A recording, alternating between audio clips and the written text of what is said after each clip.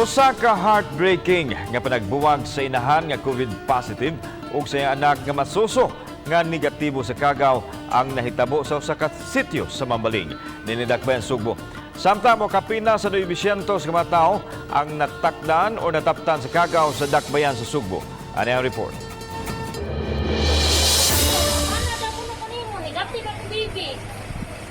Asa ka naglibutang?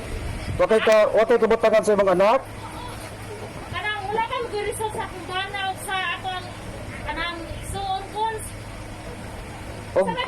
Og negative ang imong anak, ayaw dada. Kaya nangutana ko sa doktor ganina, niya na siya mapwede rin ako na dadon. Ayaw taon. Kuha ang video ni Konsehal Dave Tumulak ka maoy mikuha sa inahan aron dadon sa Barangay Isolation Center. Nagkugos ang inahan sa iyang masusong anak aron dadon unta sa isolation facility kay wa man siya kabinlan sa bata. Ang iyang bana og igsuon suspected COVID-19. Sakit kaayo. No, kay daghan kaayo ang mga tao in town nga nabiktima kalabot ng COVID-19. Pero bisan pa man tuod og sakit kay nga palandungon, apan tan-awon sad nato pod ang welfare sa usa ka bata nga nagnegatibo sa COVID-19. Dili pwede nga ato silang isagol sa positibo. Bahin lang ang inahan ug anak sa mga mulupyo sa syudad nga apektado di lang sa virus kundi apil ang ilang pagpati nga mahimulag sa mahal sa kinabuhi. Matod ni Konsehal Dave Tumulak nga ang DSWD ang mo-intervene sa ingon ini nga sitwasyon.